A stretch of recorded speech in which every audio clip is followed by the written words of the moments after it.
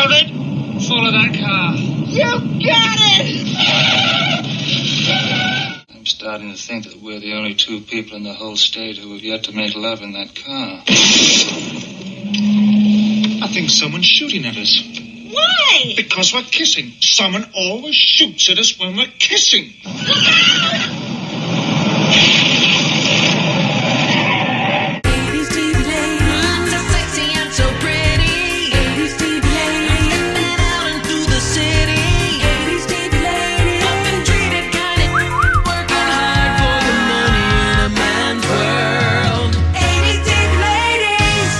Hello and welcome to 80s TV Ladies. I'm Susan Lambert-Haddam, and my favorite cars are my Kia Niro and my old college car, the 1980 Toyota Corolla wagon. And I'm Sharon Johnson. My favorite car that I've owned is a 1989 Eclipse. And the favorite car that I've ever driven is my brother's Aston Martin. What? Yes, we took it on the highway. I went over 100 miles an hour. Get out of town. Awesome. Fast. Get out of town fastly. That is amazing. It was so much fun. What does it feel like to drive an Aston Martin at 100 miles an hour? Well, terrifying for me because I'm not used to driving that fast and it wasn't my car. So I wanted to make sure that nothing happened to it. Be a little careful. That's right. But other than that, it was exhilarating. That is amazing. I'm trying to think of the fanciest car I've ever been in, but I can't right now. But maybe we'll be able to find it. I certainly hope that where you are, you're finding joy wherever you can, whether it's in an Aston Martin going 100 miles an hour or in your little Kia Niro driving past the gas station going, never have to be there again. Hopefully, you are also finding joy listening to us. Today, we have a really cool guest stopping by. We've talked a little bit about Cars of Remington Steele before, but we wanted to take a closer look. So I called my friend, Evan Ball, who is a TV writer and producer, and he's a huge car guy. Evan loves cars and TV and movies, and the cars that are in TV and movies. Evan was a writer on Stargirl and most recently on Colin in Black and White, the drama about Colin Kaepernick during his high school football years and how he became an activist. All right. Welcome, Evan, to 80s TV Ladies. We're so happy to have you on the show. Oh, I'm happy to be here. This is when you brought it up to me initially, I was like, oh yeah, cool. I'm excited about coming on your podcast. It'll be fun. Have a good little chat. And then coming in here and seeing that you have the entire setup, multiple microphones, multiple computers, sound engineer, producer, all the whole thing. This is a much more professional setup than I was prepared for. And still, I am pumped. Well, we want to make you feel like you're coming to some place, that's pulling out the stops. Yeah. Well, just for you. You're just doing for you. How are you doing? And what's your story, Evan? Oh my goodness, my story. Well, you and I know each other because I worked with your husband, Rich, on the show called Titans, a show that was originally on DC Universe that's now HBO Max. And we got along very, very well there and have since done many a movie screening and hangout and all that. And that's where I got to know you. And it's been absolutely fantastic. And I initially wanted to only write feature-length screenplays, and it wasn't until I was in school that I realized that TV was super fun. And I think as our discussion may prove, it's a really interesting way to explore characters and dynamics in depth over a long time. Movies are great to kind of hit a key point or tell a concise story, but you only have 2 hours. But with television, you have anywhere from 6 to 22 hours, which is probably too much for a season of television. But a lot of these 80 shows lean into that. So we get to have some fun there. And it allows you to really, really deep dive and explore and play with theme in ways that I think you don't get to as much in movies. So I'm a wholehearted TV lover now. And then I worked on Colin in Black and White, the Colin Kaepernick show on Netflix. Then I worked in a couple, you do mini rooms and things that kind of don't go anywhere. I'm learning that there's a lot of that. There's a lot of streaming rooms like that. Yes, right? Exactly. Let's talk about the favorite car you've ever owned or currently own. Ooh, okay, well, currently and ever. This may fit in with this podcast. I have a 1987 Mazda RX7 that I have owned for about 20 years now, and it barely runs. And I'm throwing way more money at that car than it's worth. Like I said, I bought it for $400. I could probably sell it right now without an engine for, I don't know, let's say $6,000, because it's a niche market now. There's a lot of people who are into it. But I probably have at least $25,000 invested in it, and it still doesn't run. So this is the project of my life. But it's straight out of the 80s, like all the shows you guys talk about. What is it about this car that makes it your favorite? What is it that speaks to you about this car? Okay, well, there's two things. One, I'm a big fan of the Mazda rotary engines, and that's like a unique thing that they do. It's kind of a small, high revving engine that you could kind of get a lot of power for a small engine, but it's a quirky thing, and I think I like the quirk of it. But the main thing too is that when I got it, and I got in a little bit over my head. I didn't have the money. I couldn't figure out how to do it. And during my time of production and all that, there were a lot of times where I was struggling to pay rent, and I was trying to figure out what to do, and it kept coming up. Okay, do I sell this car? Do I sell this car? And I never wanted to do it, because I was like, if I sell this car right now to pay this month's rent, and then next month I'm struggling for rent money, I'm just going to be mad at myself that I gave up on this thing that I've been wanting to do this whole time. So I promised that, when I quote unquote made it, I was going to restore this car to like the max capacity. And so I've really kept it with me as kind of a symbol of, I'm going to get there. I'm going to get there. And it's kind of come along with me as I've moved different places and tried to make this career happen. And now that it's finally unfolding and my career is working the way I want it to, and it's progressing, I'm like, yep, now it's time to treat the car and fulfill that promise to myself. So it's very sentimental. Oh my God, that is so beautiful. It's like the car is a metaphor. My favorite thing for television a shows. Very physical metaphor, yes. It is a special, it's a symbol, yeah. Right? The symbol of the struggle. Mm-hmm. The struggle is real. It is, and it looks like you can see the struggle all over the car. And I love that it's from the 80s. Yes, just like me. In the 80s, cars and vehicles were one of the special effects. Yeah. Right? And if you were going to, be cool, you wanted to flip a car, burn a car, I don't know, throw a car. Highlight a car. Your car has to talk. It's going to be super cool, something like that. You got to have the rolling, sexy car shots. It was definitely a big thing. I mean, it's weird because I was born in the 80s, and even my parents were surprised that I was so much of a Miami Vice fan throughout my life, because I remember it from when it was first aired. And I mean, not when it was first aired, it was probably in syndication, but I remember it from when I was very, very, very young. And they could never understand. They're like, you weren't really paying it. How did you know? You were literally 2-3 years old or whatever. And I just remember the Testarossa. I just loved the Testarossa. And so for the rest of my life, it brought me back to Miami Vice. And so, I mean, now I've watched the whole series so many times. But things like that, Knight Rider, for example, with Kit, the Trans Am, that was something that got me as a kid as well. And it was like, okay, cool. Yeah. The guy with the talking car. I want to watch that show. Cars, that era specifically, A-Team stuff where they had, the big A-Team vehicle, everybody's in and out. It's supposed to be utility, but there was something about that era that was really highlighting the cars in a really cool way.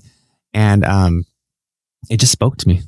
I totally get that. I mean, because I was a total A-Team fan, a little bit older than you, but that's okay. But also Hardcastle McCormick. I love that friggin' car that apparently was like paper. They just could not keep that car together. Oh, wow. The car in Hardcastle. Do you know the car in Hardcastle McCormick? No.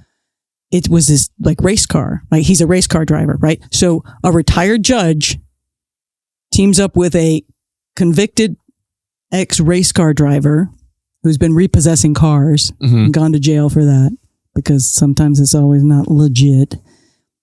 And so the judge is going to basically track down people who got out of his courtroom on a technicality, and he's going to get them on a new crime so he can send them to jail because they're bad people. The premise of that show sounds so Reagan war on crime like era. So much of it, when you think about the pairing between cars and detectives, yes, was very leaning into we gotta stop these people at all costs, and we're gonna look cool while we do it. Yay, police in all ways. Yes, and I will be my own justice. Yes, exactly. Because I am an old white man. I could go vigilante with it. That's perfecly acceptable as long as I get the guy who did the minor crime, whatever. You would love the car stuff, though. Oh yeah, I think it was the first TV show to do the under the truck. Mm-hmm. It was pretty impressive. That's amazing to do that practically and at that time. And if this car was built like paper, like you're saying, that is incredibly dangerous because they should be having full heavy roll cages in them. I am blanking on the star of the show who I love dearly. He's great. The judge or the judge? Brian Keith. Brian Keith is fantastic in that show. Brian Keith is fantastic in that show. I have to watch this. You have to watch this show. It's great. And he hated that car because he had to, the doors, it was a race car. He's a big guy. You had to climb in. Mm-hmm. You had to climb in. He's a big dude. And he was 70 when he did the show. And he had to do that every time? Every time they jumped in the car to race after the bad guys. Oh, man. That is literally the show that Rich and I were watching during pandemic, in the early days of pandemic, when we were watching 70s and 80s shows that I was loving so much, but I was also mystified. I love Stephen Cannell shows of the 80s, the A-Team, Hardcastle, McCormick, Riptide. Oh, Riptide. There are no women in those shows. There are women that start off in those shows, a few little side characters, and by the end of the first season, they're gone.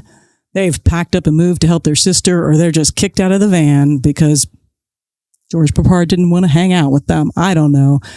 And I was like, why could he not have cool women in these shows? It would make me sad because I love these shows, but there are no women in those shows.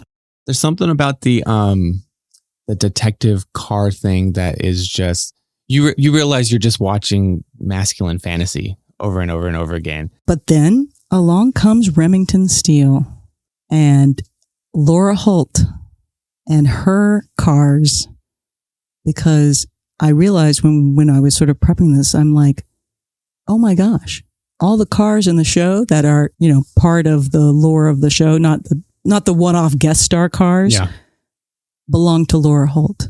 Oh, they were all her personal cars. Well, they were all her personal or business cars. So because she owned the agency, mm-hmm. the cars belonged to her. Yeah, that makes, I guess that's not something that you would have to put together, but that's perfect. Yeah, that's great. I got very excited because I was like, I think it's the only one that I know of. I can't think of another I can't think one. of anything else. Yeah. I'm going to say Cagney and Lacey, they had their own police cars, but they belonged to the police department. Right. Yeah, they weren't hers. Her character's property, her business. So should we talk about the cars in Remington Steele? Because they're kind of characters. They're kind of, their story, definitely story points to them, and they're a little bit character defining, at least, I would say. Yeah. It was, speaking of which, it was really funny when I was rewatching because it's kind of hard to stream right now. So I had to go through, we'll say, some gray area channels methods to try to get to stream it. And so where I was watching the episodes to kind of avoid copyright issues, the whole episode was mirrored. So I'm watching these episodes and I'm like, why is everybody driving on the right side? And it took me a second. I'm like, oh, it's because they're flipping the screen. Funny thing. That is so funny. And that goes in and out. There's some places you can see season 1 and 2, but none of the others. Yeah. And it's never consistent. It's like some whatever network or streaming platform will have it for a short amount of time. And so if you try to get watching and you don't just burn through it really fast, next thing you know, it's gone and off of that platform. And now you're just like, okay, I have to find it somewhere else again. Well, because we especially since we've gotten so used to everything being available somewhere, and that is just not the case with all of those shows, especially from the 80s and the 70s to a certain extent. But I did find all the seasons of Remington Steele on DVD. Yes, I still have a DVD player at the library. Oh, that makes sense. It hits all the things that I love about this type of the genre, right? It has a really fun comedy to it, and like a very specific kind of clever wit that you feel like you're always on the inside joke as an audience member, that I just really appreciate, because they're whether they're like double entendre style dialogue or the things that aren't as corny as James Bond, but they're like adjacent in some ways. Like you can see how Pierce got a lot of practice at delivering these kind of lines before he becomes Bond. But then also in the initial watch, just being like, oh yeah, there's some cool cars in this. Like this is a legit detective spy thing in the way that I was telling you, I was drawn to those types of stories before, like when we were talking about the other 80 shows. Yeah. And again, it's not flashy like the A-Team or Hardcastle McCormick or the Knight Rider. It's more subtle. But what I liked, so the car that Laura Holt, her personal car, right? I looked it up because I wouldn't know from the outside because I'm not a car person. But basically, it was a Volkswagen Rabbit Convertible, which is not, again, a sexy car, right? It was a fun car. It's a fun car. The Rabbit's kind of legendary. Is it? Yeah, it has like a low-key cult status. Okay. Because look, the Volkswagen Rabbits were something that at the time were that kind of affordable, sporty coupe thing, right? And so it was something that just like a lot of people could get their hands on and have fun with. They were like beach cars, and they were things to like cruise around on the highway with and have a good time. So it's weird. Volkswagen always has a kind of like die-hard group of people who are just like fans forever and know everything in and out and all that. But yeah, if you look at from old Beetles to Rabbits to what was the other the called? vans, like, the buses, the Volkswagen buses. Like I think it's in there. It's not quite as esteemed as those two, but there's definitely a whole Rabbit fan base out there. A whole Rabbit fan base. I'm excited. Yeah. I wouldn't know that either. What I will say that we learned from Stephanie Zimbalist, Laura Holt, when we interviewed her, the car was what she was driving. They just basically said, "Oh, that looks cool." Laura Holt would be driving that car. I don't know if it was her personal car because they do trash it a lot, particularly I think in season 1. I'm sure at some point it was just like, okay, we got to get a car for the show, like a show car. Yeah. But I liked that it felt like it defined Laura Holt's character in a way, in a specific way that was very Los Angeles. And that was one of the things in rewatching the show that I realized like, oh, this is like it's super LA. It's super LA and it's so exciting. And it felt kind of cool, like a cool little car for Los Angeles. It didn't, it wasn't just a sedan. It was cool, but not flashy, if you will. Yeah. It wasn't like some convertible sports car-y kind of thing. It felt, and maybe it just felt like her. Maybe it just felt like Laura. I'm not sure. Yeah, I think so too. It's not Magnum PI. We're not going Ferrari. Yeah. We're going like a very practical car and yet sporty and cool. So I do have a little thought on that. And this is me probably putting things together that didn't exist. But the show is very clearly a fan of a lot of film noir. And those pieces constantly referencing Bogart movies and stuff like that. And if you look at a lot of the film noir movies set in the 40s and things like that, there's a ton of convertibles. There are a ton of just like mellow convertible sedans that are just around because that was like the thing to have. And so it actually makes sense to me that she drives around in like the 80s-ish version of something like that. That's not the sportiest of the sports car, but is just sporty enough that you're like, yeah, a detective would drive that. Now that you talk about that, I'm thinking of like, what's the Cary Grant movie with the plane? North by Northwest. North by Northwest. He gets drunk in the convertible. They send him, trying to send him off the road in the convertible. I'm like, oh, you're right. I mean, maybe a happy accident, but it's one of those things. It's like, oh, that's cool. It's also easy to film with the convertible. You can see a character. Much easier. Much easier. I love that. Okay, I think we have to take a little break, and then we're going to come back and talk about what I think are the two other very important cars in the show. But then I also realized in the pilot, there's a whole car story. We'll come right back.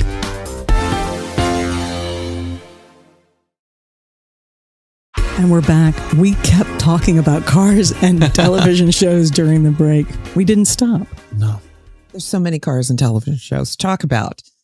But Remington Steele and Remington Steele. But you had a cars. thought. What was your thought? I did have a thought because we were talking about that, and I was thinking about how, even growing up as a kid, how many shows where there was always an iconic car, right? There's always the Batmobile. There was like the turtle van. Like Teenage Mutant Ninja Turtles had a turtle van, and I had to get the little turtle van toy with the figures because that was a thing. And just thinking about how instrumental, even X-Men, like the X-Men cartoon, they didn't have a car until the movie when they drove a Mazda RX-8 in X-Men 2.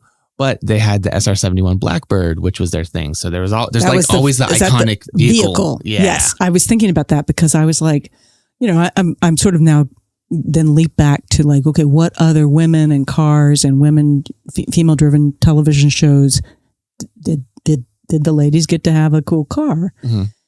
Wonder Woman? I don't think she had a car, but she had the plane. She had the plane. She had the jet. Invisible plane.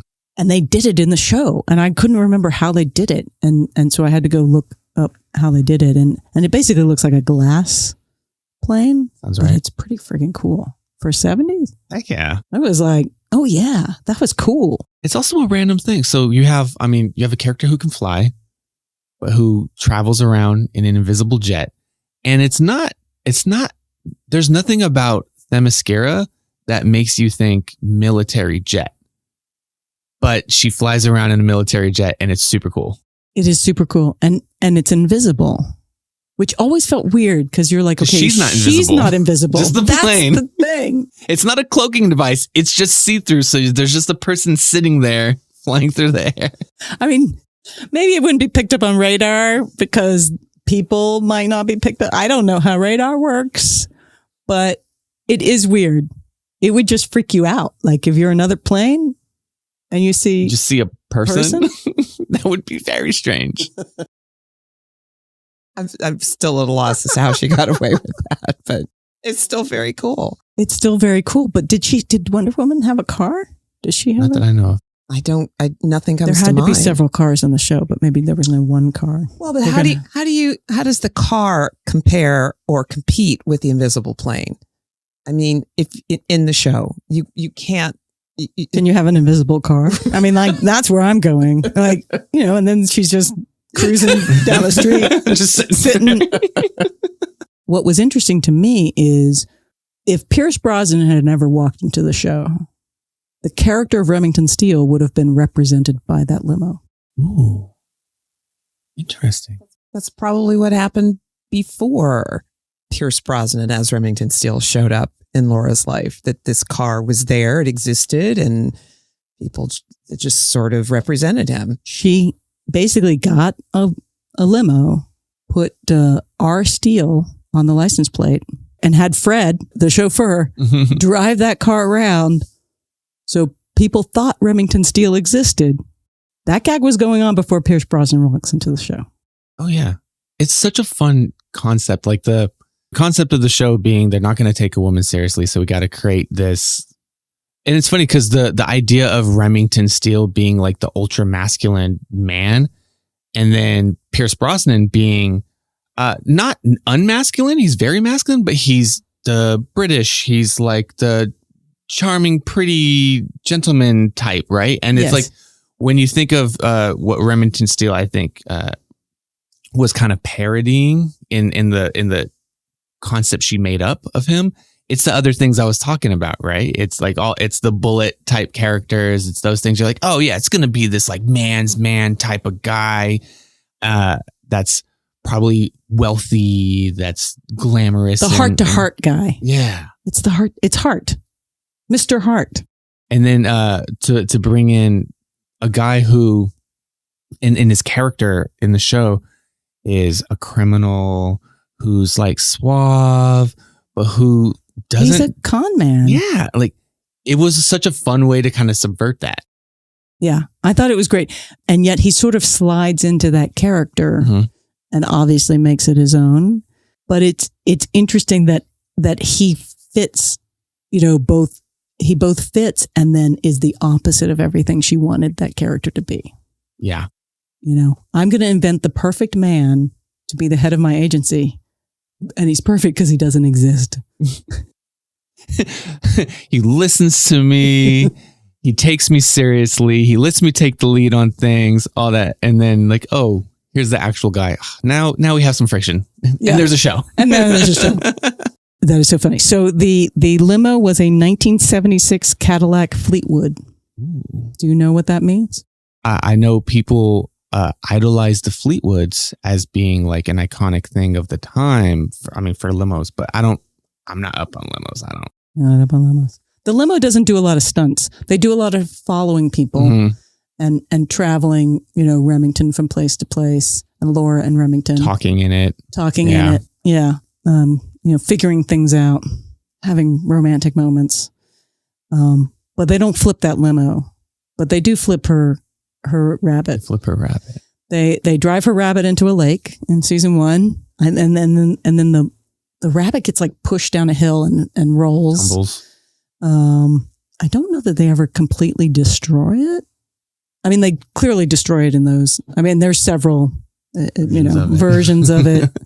Yeah, I don't think it ever got that badly damaged. It's not like the big full explosion thing where you're just like, this car is done. Yeah, no, definitely not. Not like Scarecrow and Mrs. King when they blew up. Yeah, to a large extent, Remington Steele wasn't a let's blow things up kind of show. It happened occasionally, but it wasn't a big part of the show. And happily they left her car alone for the most part. Yes. And so we were talking about in the pilot. Yes. I was reminded when I went back and looked at the pilot that the pilot is all about a car. It's about jewels and a car. And that was really interesting because I had forgotten. And it's about like Remington Steele Agency has been hired to protect some very expensive jewels, which are going to be part of the revelation of this brand new fancy car. And then things go awry, as they do in a pilot.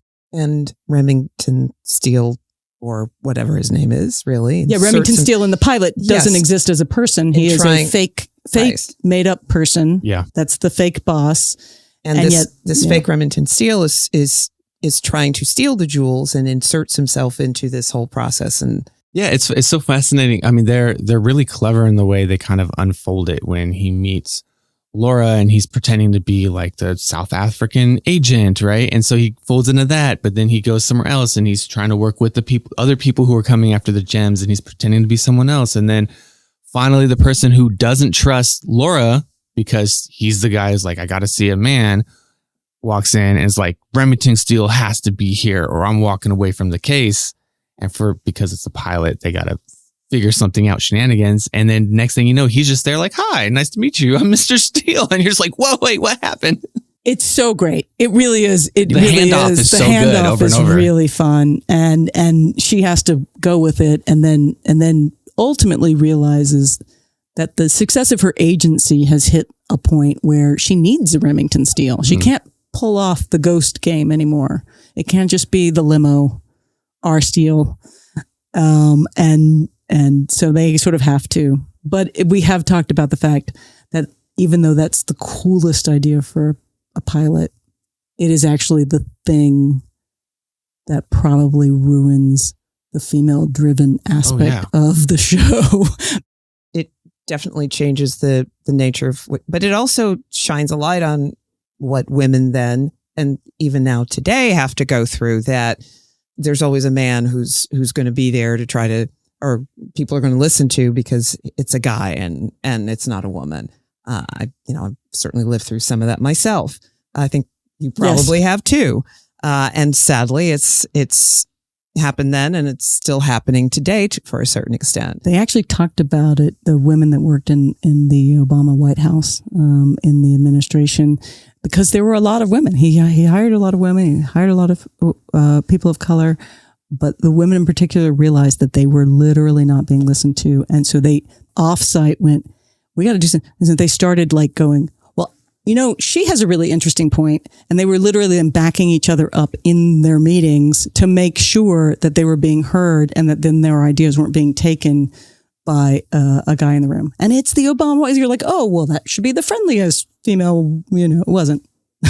It's just still culturally ingrained blind spots. Mm-hmm. It's so bad. And, back to the show, the thing that I hear your point about it, right? By having a physical, actual Remington Steele, you are conceding the idea that you need this man to be there when it was just her own ship. And the show does a really good job, I think, of going back and forth and highlighting how capable she is at this and not letting it just be, oh, Mr. Steele, Pierce Brosnan, can just kind of charm his way through everything and get everything done. Like, she has to do a lot of the legwork all the time to figure these things out. And, he has his skills too. And that's the kind of fun back and forth of it. But I'm happy, at least, and this is the lowest possible bar, that they didn't just abandon that and let it just be like, oh, well, now he's the lead detective and she's actually kind of the secretary, right? Like, it's not that.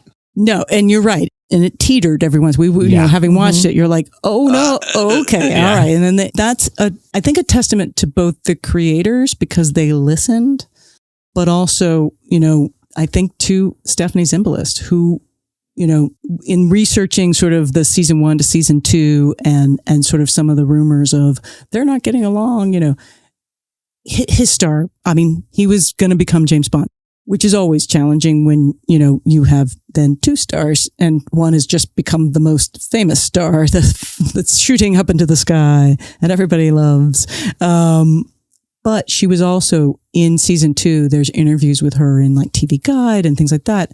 She was just saying, please remember the premise of the show.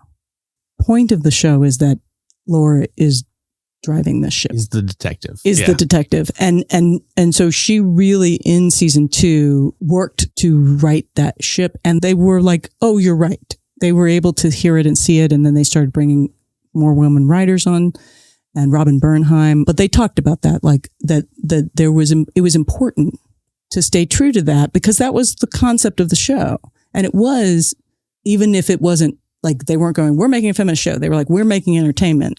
But we're doing so with a female character like you've not seen before. And I think they cast right because it was somebody who fought for that vision. That was the show. But we're a little off of cars. The concept car in the first show. Yeah. In the first episode, I'm going to tell you what the car was. In the show, it's called the Hunter Jetstar 6000. That's a pretty good name. It was actually the Vector W2. Do you know this? No, I didn't know that. Manufactured by Vector Aeromotive as a concept car in 1978. It went into limited production in the early 80s. Yeah, never. But the company ceased production on all its car models in the mid 90s. Okay. And then, of course, spoiler alert, the businessman is doing this to basically, he's made a plan to steal the diamonds to save his car company and fund his car. And weirdly enough, this pilot aired October 1st, 1982, October 19th. We just looked up 1982. John DeLorean, famous car manufacturer, was arrested for allegedly trying to buy large amounts of cocaine in order to finance his struggling car company. Now, Evan, do you know about the DeLorean? Wild. Yeah, so the DeLorean as being, if not one of the most iconic cars in screen history, right? And from the car guy side of things, it's a vehicle that has such a mythology about it. Everybody loves the specific DeLorean vehicle, but it has like different myths and ideas about like what happened to the company. Cause with the owner falling into legal issue after legal issue after legal issue, there's always the like, oh, well, some other company is going to scoop them up or something else is going to happen. Like this is too hot of a property and too unique of a car that today is still really heavily sought out. But nobody really knows why. There can't be anything else coming from it, right? There's nobody else bought the property. The cars are super hard to find. They're very well maintained for the most part. But it's just shrouded in mystery. And it's like, I think that adds to the appeal, the fact that the owner's having so much drama. Yeah. We were talking about Hardcastle McCormick and the race car that they use in the show because it wasn't holding together very well. In like season 2 or 3, they basically just converted some DeLoreans to look like the car. And they used that for jumping because it was a better car. It's a tank. I mean, it's a stainless steel vehicle. Like most, I mean, back in the day, in the 80s, people were still making cars out of metal, but you know, they were painted and all that. And this was very specifically, it's just like, this is raw stainless. It maybe had a clear coat on it. I don't actually know if that's true, but it's a very unique, specific vehicle that was heavy, that was almost bulletproof. So I could totally see them being like, yeah, sure, let's use it as a stunt car for something else. But then as a fan today who knows there's such a very limited amount of them, and that if I ever see one, it's like I have to stop and take a picture and like, okay, so there's one in this neighborhood, and now we know that there's another one in California that exists and all that. It just breaks my heart to hear that they were just throwing it off of bridges, they were and zoom doing over all kinds of things with it. Like flying it into the air and landing really hard. One can only hope that it ended up in the hands of somebody who's given it a lot of TLC and taken very good care of it. That would be lovely. You know, but they threw those cars around in the 80s real hard. Yeah, because you have to do things practical. I mean, if there's anything I miss now about, I understand safety concerns and all that when it comes to doing stunts and all that. Being able to have a practical car chase scene with real stunt drivers and real cars just feels completely different than anything else. It's so much more fun. All right. So the other big car, they basically bring a special car in the middle of Remington Steele, season 2, episode 7. It's called Love Among the Steele. And it introduces the car they will basically use for the rest of the show for reasons. It was cool. I think that was probably that's the reason. why. Do you remember what the car is? No, I don't. It's the 1936 Auburn Boattail Speedster. Oh. Do you remember this? Do you remember that when it came in the show? It was this whole episode about it where the agency is hired to find a missing car that holds the key to something precious or special. And yet also it's a car that keeps showing up driverless and trying to run them down. It's like a ghost car. It's like a ghost car. And she's like, I'll take that. Well, it's so funny because in it, like, there's also this legend that has to do with like romance and the car. And if you know, they tracking down all the owners of the car and the mystery of if you're involved with the car, then love is in the air and something fabulous, you know. Anyway, there's a sort of, every past owner has a personal and romantic connection to that car. And then somehow at the end of the day, the Remington Steele agency ends up with it, or Pierce Brosnan's character, Steele. But I'm assuming the Remington Steele agency bought it for him. Yeah. I mean, where else he doesn't have money? He doesn't have any money anywhere else. I'm often like, where does he really live? I mean, the agency pays for his apartment. The agency pays for his car. Like, if all this is gone, he's just bouncing around. Because he talks about it in the pilot when he's like, "Oh yeah, I may follow the gems to San Francisco or whatever." Like whatever tour they're on. And it's like, do you have a home to go to, or do you just go from job to job? That's the whole point of the character. That's the mystery and heartbreak of the character. Is he's a con man without a home and without a place, and then he finds Laura, and then he becomes, you know, he has to live up to the perfect man, and you know, in order to win over Laura Holt. That's what you got to do out in the world. That is way more detailed and a much more severe endeavor than swipe right. Yes, it is. Yes, it is. But there was something you said earlier about film noir and cars of that era that made me realize, or made me think, that maybe that had something to do with maybe how that car got in the show, because it's very much of that film noir era, right? For sure. That era. And it feels very much. And so all the film references and all the other that they constantly do, this feels perfect for this show. I don't know that it would feel right in almost any other show, but because of that, it feels really right for this show. Oh, there's somebody out there who's like, oh yeah, that was in, you know, scene 19 in The Big Sleep and blah, blah, blah, blah right now, that we're like, we don't have that. And I'm kind of upset that I don't know if there's that connection there, but it feels like the kind of car that would have that. That would have that. And I did a little bit of a dive, but maybe one of our listeners knows and you can let us know.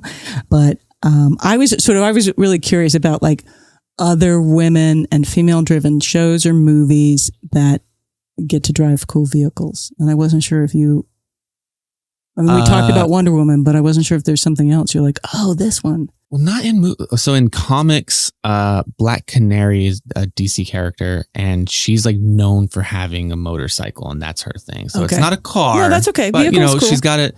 She has an iconic kind of.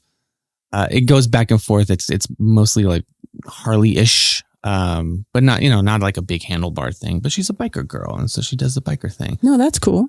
So that's pretty cool. I'm trying to think of, in the Fast and Furious movies.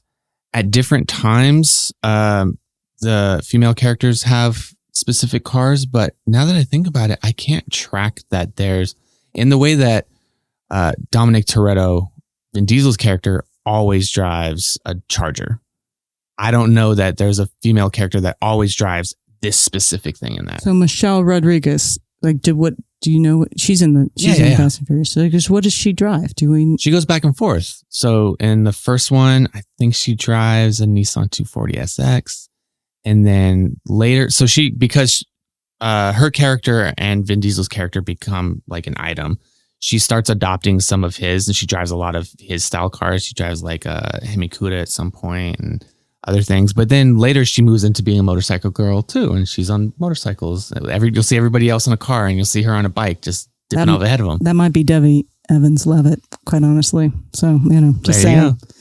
I was just thinking, Thelma and Louise. That iconic convertible. Sure. I have no idea what it is. But Thelma and Louise. That's a great one. But that's the only one I can come up with at this point. I can't think of any other movie or TV show that has a car that's that tied to the show, tied to the female characters in the same way. There was a friend of mine that I was talking to that we were talking about Thelma and Louise, and it's one of my favorite things that I probably remember forever, where we were talking about Thelma and Louise and how great it was, and then she's like, "Well, my favorite part was just when they flew off at the end." Okay. that's your takeaway from Thelma and Louise. And I was like, oh yeah, that was good. Cause I just couldn't, I'm like, that's what she thinks happened. And cause that's what she wants to have happened. They flew off just in the car. Flew into the sunset. They flew into the sunset. And God bless her. Why not? Well, if that's what she wants to believe and take away, then okay. So of course I did a little research, because I was like, okay, we got to figure out. We looked at Scarecrow Mr. Kane. We talked about Lee Stetson drives a Porsche 356 and an 84 Corvette. Amanda King drives this LTD station wagon, and it's very iconic. I remember that. I remember that look of a station wagon from the 70s and 80s. My mom had a green station wagon. That's what we rolled around the back without seatbelts, hanging out. The station wagon kind of defined the era between muscle car and the Japanese invasion of the 80s. It was just these station wagons. Because man, they were tanks. And I had a 1980 Toyota Corolla wagon, station wagon. Wow. In my last 2 years of college and first couple years of grad school. And I love that thing. I was so embarrassed when I got it because I needed a car and I couldn't afford much. This was what I could afford, and I needed room because I was in film school. And I was like, okay, it was such a great car. I'll say it was probably you were everybody's friend. You could carry everything. It was so easy to get with people. So many C-stands into that car. Yep. I couldn't believe it. I could pack that car with everything. It had this high wheelbase, I think is what they call it. So literally we took it out to the desert. We were off-roading with that thing. It was fantastic, that car. It had these little rain guards, which I've never seen. I'm sure metal ones over the windows, the little gutters. Ones over the so when you could roll down the windows during a rain and it wouldn't come into the car. Wow. It was stolen twice from USC. But you got it back? I got it back the first time. It just had clearly joyridden, and they took the battery or something. Sure. I'm like, okay. The second time it was gone for 10 days. And finally I called my mom and I'm told her that the car had been stolen. It was the worst. I just couldn't I didn't even know how to tell her. And the next day they called me and they said, your car is down in Long Beach next to the harbor. It's in a storage place. You got to pick it up by 5 or What? or they're going to charge you another $60 a day, which they've been charging you. And I was like, oh no. And then I get down there and it had been stripped. Oh, No. They had taken the luggage rack on the top of the car. They had taken the rain guards. They had taken literally pieces of a 1980 Corolla wagon in order to fix a 1980 Toyota Corolla wagon somewhere else. And they left us, but it was still drivable. I had to get another battery. It had wheels, but I had to get the battery before they closed at 5, or I was going to be charged for another day. For your For my stolen car. Oh my God. Heartbreak upon heartbreak of Los Angeles. Jeez. Good Lord. Anyway, I did get it out, but that car lasted for 250,000 miles. I sold it to a friend of mine after I moved on from it, and she drove it back to Georgia and drove it until it was in the ground. Wow. Greatest car I've ever owned. And no offense to my Kia Niro, which is fabulous. I love her. But that was why the Japanese cars dominated the 80s, was because suddenly they're cheaper and way more reliable. You're getting 200,000 miles out of them without a sweat, with just minor maintenance. And it's like, American companies like, wait, what now? Got great gas mileage for the time. Yep. It was amazing. All right. So I also looked up Cagney and Lacey. They drive basically their sort of police car, I don't know, the sedans. According to Internet Movie Car Database, it's the Cashmere Dodge Diplomat 4-door sedan that they're mostly driving. They do a lot of car stuff in Cagney and Lacey. Cagney and Lacey, for sure. Yeah. It's fun. It's very realistic. It's not, crazy. They're not getting goofy with their car chases. Although in the TV movie, there's a great gag, the very beginning of the TV movie, where she's driving and Lacey is driving and sees a guy running out an apartment with a bag. He's clearly stolen something out of that building. So she pulls over and starts chasing him, right? And then she has to get out of the car and start chasing him. And he dodges into an apartment building. And so she jumps out of her car, tries to get the door before it closes behind him, but doesn't make it. And then has to start buzzing New York City apartments in order to get somebody to buzz her in order to chase this guy. And she's trying to do that. And meanwhile, some other guy on the street jumps into her police car and steals it. It's such a great gag. It's really, I thought it was a lovely introduction to that character and the world. It was just really wonderful. That's awesome. All right. So Charlie's Angels. Do they have cool cars in Charlie's Angels? Do you know? Did you ever watch? No, I never caught up on. We had Charlie's Angels. I remember when the Cameron Diaz movies came out, that being a thing. But that was, that was chasing the whole like kung fu wire combat thing. Like that was just a different era. It was a different era than the old school Charlie's Angels. Tell me about it. I want to hear it now. So the only thing I remember is that Farrah Fawcett, the Farrah Fawcett character, I think had a cool car, but they didn't do a lot of showing up. I don't remember. They did a lot of undercover work. Oh, yeah. Melissa's giving us a nod. Okay. They had 3 cool cars. Okay. So Melissa's not on mic. So one of them drove a Mustang because we gave her mic to Evan. So the Angels got some cars. That's cool. Good. They should. I was like, and then Heart to Heart. I think Stephanie Powers. They were mostly driven around by Max in I don't know what that car was, but Stephanie Powers gets to drive around in a Mercedes SL 450. That seems about right. Yeah, they're rich, so I would hope she'd be driving something like that. And it's a convertible, I think. Well, it's also it's got a good engine and some good giddy up in that. So if you needed to get somewhere with that one and still kind of have a big tank in front of you, that's the way to go. Well, all right. We should get Stephanie Powers on the show. Don't you think? Add her to the list. Okay. I was like, well, what about Murder, She Wrote and Jessica Fletcher? So I went and looked her up because I was like, okay, what is she driving? Columbo car, right? Here's the gag. Jessica Fletcher didn't drive in Murder, She Wrote. She always took a bike, a cab, a train, or caught a ride with somebody to get where she was going to solve the crime.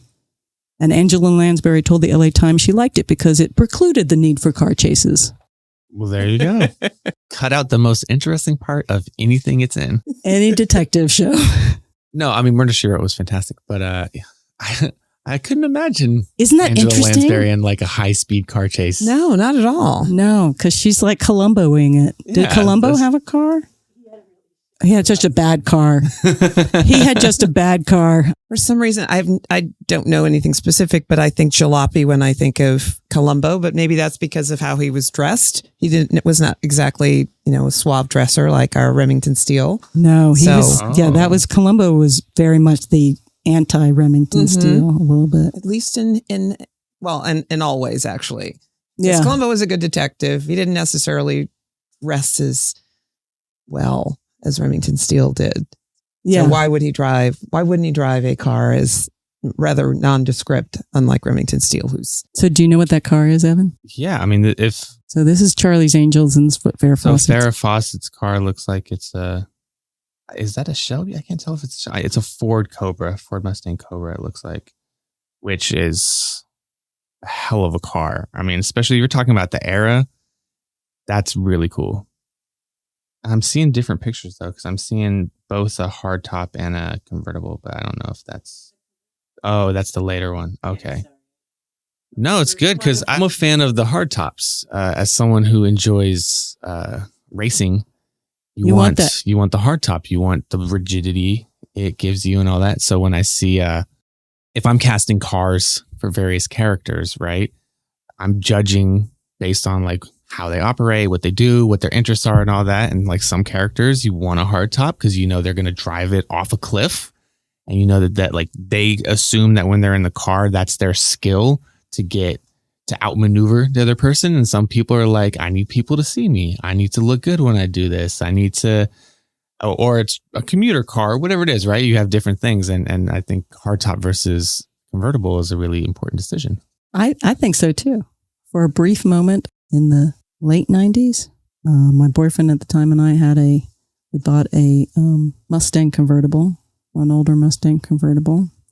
And then when we broke up, we both agreed that he should take it because the goal was that he was going to fix it when we drove it around because it needs a lot of work. And so I was like, yeah, John, you take that. But it was a brief fun moment when I lived in Venice and had a Mustang convertible. That's perfect. I mean, Steve McQueen I want to say in the Thomas Crown Affair has the like beach buggy at the end, and that's the whole cool thing of it. And you get something like that, you're on the beach, like, yeah, you want a convertible, you want the sea air. But it's so hard on your hair. I never understood the hair stuff. I don't know how you do any kind of long hair in a convertible. I don't have that problem. I keep my hair pretty short. You do see it's a lot of women in movies, I don't know about in real life, wearing some sort of scarf. Oh yeah. If they're in a convertible. So maybe that's how they deal with the hair thing. But I've always lived in the Valley since I've lived in Los Angeles, and I would not want a convertible. I would never be able to feel like I'd want to use it. Wouldn't want that. No way. Sun beating down on me, but the beach is perfect. Yeah. That's a great place to have a convertible. It was fun. We thought we were cool for about 3 months. Then I went back to my practical cars. Also, tell us about your cars. What cars you have? And then my other two cars, my 2006 RX-8 was it was just my daily driver for a very long time. And then ultimately, as it was wearing out, I said, this is the car to beat up on the track. So that's what that's for. And that one is down right now as well. So you take that to a racetrack and yeah, I just do track days, fun stuff like that. Time attack stuff. He just does track days. Track days. Okay. Yeah, it's a good time. No, there's always various groups that are renting out tracks for a day, or there's different events where you just get to go and get some tires and drive your ass off. Pardon my language. Oh my God. So you go and actually race and drive fast. Yeah. I mean, I'm not racing directly against other people. You know, it's not like there's a start line and we're chasing each other in that way, but you're trying to get the fastest lap you can. So while there will be other people on track, you know, if someone's on a hot lap, you're going to try to stay out of their way. And then when you're on your hot lap, they're going to try to stay out of your way. So you're racing the clock and you're being competitive against people on the timesheet. All right. Good. Be safe. Yes, please. What's up? What are you working on now? What's coming next? Oh, okay. So right now I am working on, I'm writing on season 2 of Mayor of Kingstown. It's a Paramount Plus show starring Jeremy Renner, created by Taylor Sheridan and Hugh Dillon. It's a show about, basically there's a town that we're playing. It's a fictional town in northern Michigan that there's 10 prisons within 12 square miles. And so the lead character of the show really has to negotiate between the people on the outside of the prison, the people on the inside, to kind of make sure that everything in the town's running smoothly. So it's a really fun show. It's very, if you like Sicario, if you like Wind River, if you like Yellowstone, like Taylor Sheridan's stuff, it's going to be right up your alley. It's a really cool show.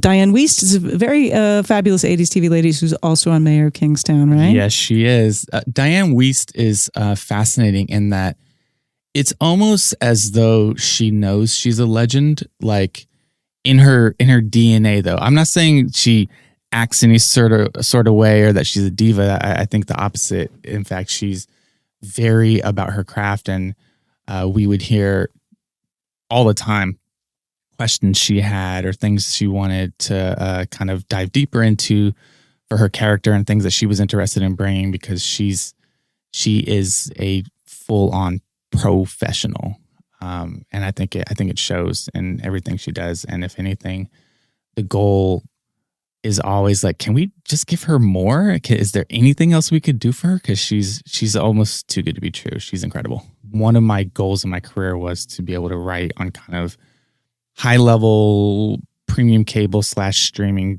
crime shows. Again, this fits just everything. like Miami Vice, of course. And so, you know, it was really a thrill for me to be on this show, and our writer's room was fantastic. All right, 3 questions. So question number 1, what's the 80s ladies driven TV show that has resonated with you? It's actually probably Remington Steele, because I came on to so many of these shows so late. And the ones that I did come on were very masculine based. Like I said, it was very, Cars were my entryway into a lot of the 80s shows. But with James Bond being an entryway into Remington Steele, and to being like, oh, Laura Holt is really, really cool. And it playing into just my sensibilities for the detective genre and like a lot of the whodunit stuff. And especially with the way that I think it plays with comedy against all the other things that I've seen that they're not that funny. Like all the other shows I love, like I love Miami Vice. I will watch Miami Vice over and over again. It's not a super funny show. It has its little moments, but it's not a funny show. Whereas I feel like when you're watching Remington Steele, there's always like a little wink at you here and there. And there's all these little things that like keep it lighthearted and keep you on your toes that I really love. That's fantastic. I think we kind of agree with all of that. Yes. All right. Can you name any of your favorite current 21st century female driven television shows? What are you watching now that it's led by women? Ooh. Let's see. Well, Mayor of Easttown, which is not the show that I'm on now, Mayor of Kingstown, but Mayor of Easttown was fantastic. I really loved The Americans, which is not currently airing, but I rewatch a lot. And Kerry Russell, she's being amazing. the lead of that, she was incredible. Those are pretty good ones. I mean, I was a huge Buffy fan, but that's like a whole different world. Era. And the Joss Whedon conversation. And we are going to have Jane Espenson on the show, that'll be fun. which will be really fun. But what's the most action hero kind of television moment, a moment where you went, is this scripted? Like how can I fit this in my script? This is or great. how can I put this in a script moment that you've had? Oh, there's a few of those. One of them. Okay. So on topic, there was one time I was with my friends. We were leaving a car show, and it was late at night. We were driving down Highway 10. I mean, at this point, it must be 1:30-ish in the morning, and a car flies by us, and it's like an an early 90s BMW 3 Series coupe. And everybody looks at it because those are cool cars. So we're just like, oh yeah, it's nice. It's weaving in and out of traffic. And everybody's just like, oh, this is going to be a problem. We need to ease up. And sure enough, it almost hits the guardrail in the middle of the freeway. And then to avoid that, swerves back into the road, tumbles over several times, immediately lights on fire as we're passing it. And it was just one of those things where like, that's not real. And it took us a moment to realize that it actually happened because we were all just kind of sitting there in shock as we're driving past it. And everyone's like, we should stop and help the guy, right? Like we need to do something about this. And as we look back, there's all these people getting out of their car that were behind that had stopped and helped. And so we kept going. We felt really bad about it, but we kept going. And it was just one of those, like, I guess that happens. Like you don't really just see cars explode in front of you ever in real life. That's just not a thing. And a lot of car guys will say like, it takes a lot to get in a circumstance like that. And it just went right up. It was crazy. That's crazy. That's a good one. I mean, a bad one, but a good one. A bad one, but I see it so visually. I just can never forget it. Just seeing the swerve past us hitting the brakes, goes toward the middle, almost has a crash there, comes back, rolls over. We're trying to swerve and avoid him. It was just, it's this whole slow motion thing. It was wild. Wow. All right. That's that. Yeah. Yep. Yep. And there we go. We are going to wrap up.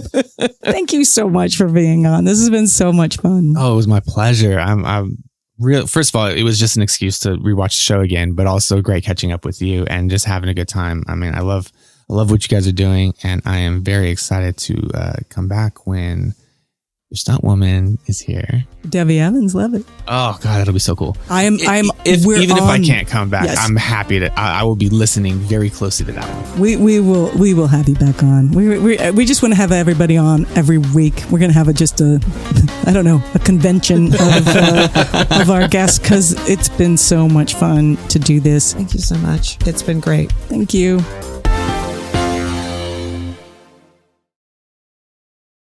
Today's audiography includes the website Internet Movie Cars Database, which I did not know existed until this week when I was researching cars. Nor did I. I guess there must be an internet database for just about everything. It is so great.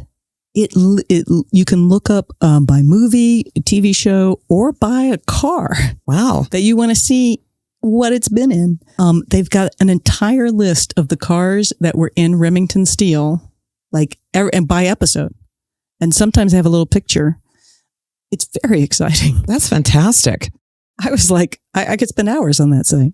I also want to shout out that Colin in Black and White is available now on Netflix. Check it out. Okay. And because we are in favor of abortion rights, I'm going to shout out a book today, Reproductive Justice, an Introduction, written by Loretta J. Ross and Ricky Solinger. It's a great introduction to reproductive justice, which is important for us all. It will really help us if you give us a shout out on Twitter, Facebook, Instagram, all the social medias.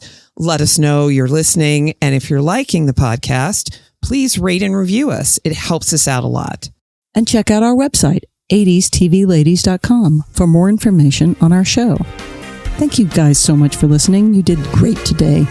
We want to wish you a happy new year, 2023. You know, it's been a long few years, and so we are hopeful that 2023 will be a new beginning for a lot of people, and healing time, and more joy and laughter. I think we need incredible, powerful joy and laughter experiences to heal us. In community. That's what we're missing. We hope 80s TV Ladies brings you joy and laughter and lots of fabulous new and old shows to watch, all of which will lead us forward toward being amazing ladies of the 21st century.